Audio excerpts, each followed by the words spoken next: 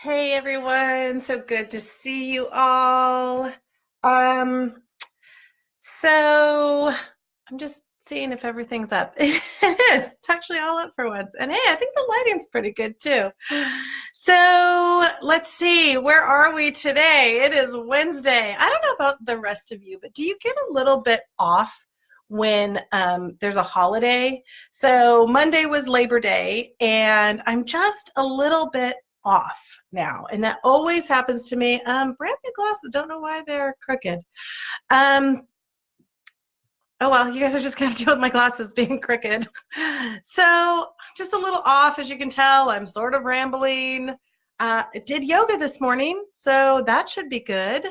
But yeah, today I want to, if I can concentrate, talk about, hey, honey, talk about the back to school blues. But before I do that, I want to give just a little teaser to say next week, I'm very excited. Travel blog assignment going up to Asheville. And y'all, this is a really, really good one because not only am I going to be going to the, hi, Vicki.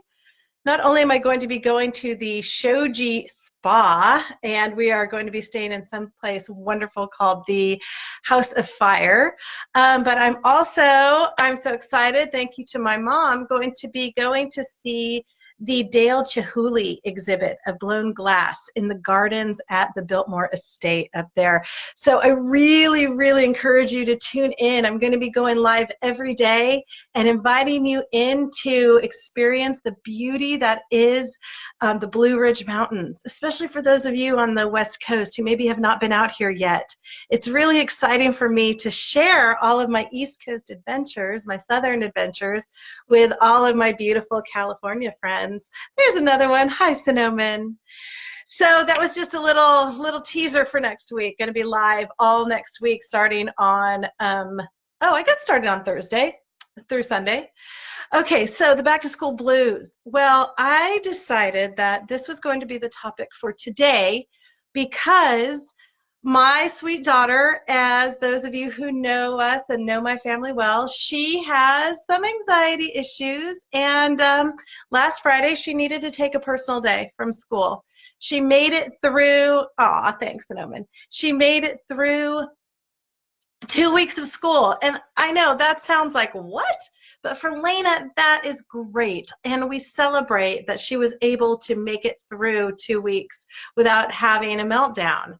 So, and you know what? Even though she had a meltdown on that final Friday, she handled it so well. And she came in, she was crying. It was early in the morning, and she was basically having a panic attack about going to school. And I felt so bad for her. And instead of getting angry, and this is what we've been working on with her, instead of getting angry, she expressed in words without anger how she was feeling. And so I asked her, what do you need, sweetheart? What do you need from mama? And she said, I just need to crawl in bed and cuddle with you. And that is so important for her. That's a huge step. And so that's kind of the theme of my back to school blues Facebook and Instagram live today. I have to say both of those now. Facebook, Insta Live, InstaFace. I don't know. We'll have to come up with a cute little title for that. It's that if we can allow the children to be real in their feelings instead of saying, oh, get over it, you need to go to school. Because that's what I used to do. And you know what? I learned through the years that that just worked against us. And I was always worried. You know, as parents, we worry. We're like, if she misses a lot of school, she's not going to be learning. If she misses a lot of school, what's going to happen for her future? But for those of you who have kids that are a little bit younger and are listening to this, please know that most of your kids are going to be okay if they take a personal day. And I really wish I could get that point across to the schools. But of course, most schools function on something akin to average daily attendance for their finances. I know. We in California, they said we went off that years and years ago. But in truth, you're still getting paid on attendance. I know that because I have family members who are school administrators. And that's why, one of the reasons why the schools are so adamant about attendance. It's about money sometimes. But it's also about that there are kids that will just fall through the cracks. So I don't want anybody to be sending me nasty grams saying, we care about the kids and that's why we don't have them. That's why we're so strict about attendance. I know that.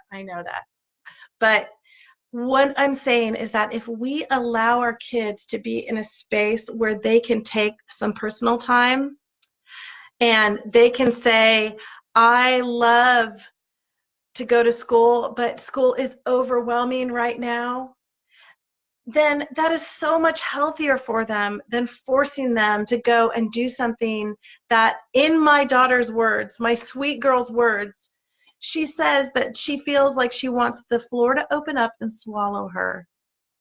And I'm pretty sure we've all felt like that at some point in our lives. I know I have. And obviously, I'm not a shy person. I have no problem getting on camera and yakking my head off. I used to teach in front of 400 students at a time.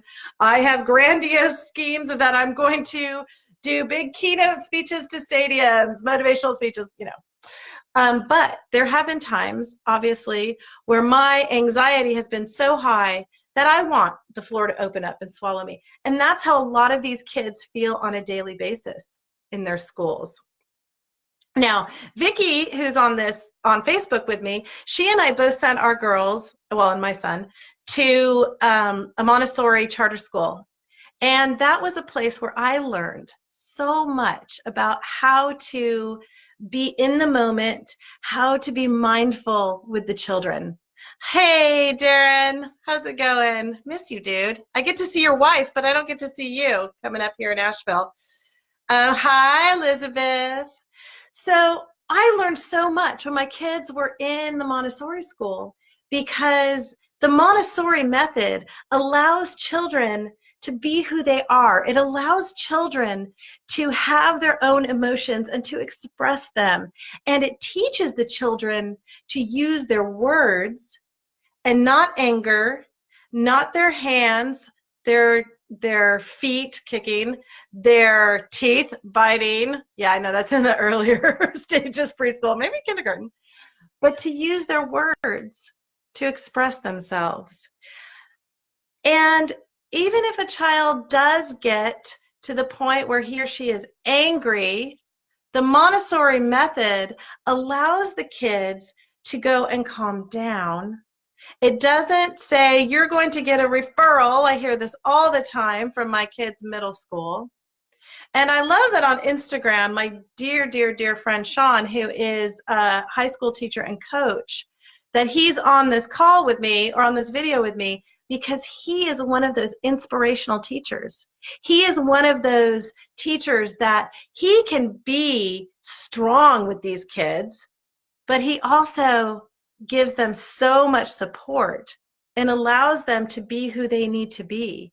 And I love that he knows the timing of when to do that. And that's what it comes down to. It comes down to the context, the timing of saying, you know what, right now you're having a panic attack. Let's just hold you and love you. Versus if a kid is being very verbally violent or maybe physically violent, then you have to, of course, come down harder on them, but still with grace and still with support. So the Back to School Blues is all about how the kids have a hard time transitioning back to school, and how I want to share what I learned in the Montessori schools and what I've learned through this journey with my very special daughter, with all of you out there, to say, know that this is hard for them. Know that they will respond more to love and support than, oh, hi, Renee, so good to see you. And they will respond more to they will respond more positively, that's the word I'm looking for, positively, to having a support system than they will to being yelled at than they will to being scolded, than they will to having negativity thrown back at them. Because none of us want to have negativity thrown at us when we're in a place of vulnerability. And that's the key word here. The key word is vulnerability. I'm watching my mother drive up outside my house. She's going to walk in on the middle of this video. I love her. She never remembers what I'm doing. So just beware, the dogs are going to bark their heads off. But I'm winding up here anyway. It's almost 12:15. What are we covering today? We're covering the back to school blues and being in a place of love, support, compassion, and mindfulness with your kids as they're transitioning back to school, giving them the space they need to be anxious, the space they need to have their emotions, but also remembering that if they express their emotions in a way that is not okay, to give them that scaffolding of saying, hey, this is not okay. This is a boundary. You may not do this. But don't, teachers, yell at them that you're going to give them a referral. Not, at least not right off the bat. All right. Thanks, y'all. Remember, next week, Asheville. I am so excited to bring the beauty of the Blue Ridge to you. Tune in Thursday through Sunday. I hope you all have a wonderful, wonderful week. And I will check in with you next week from Asheville. No Facebook Live next Wednesday, because I'm going to be packing and I have a presentation I have to give that night. So you're going to have so much of me, maybe too much, the rest of the weekend. All right, y'all, have a great rest of your day. Tune in, peaceful-living-wellness.com, to our guest bloggers and all the great stuff on there. Bye now.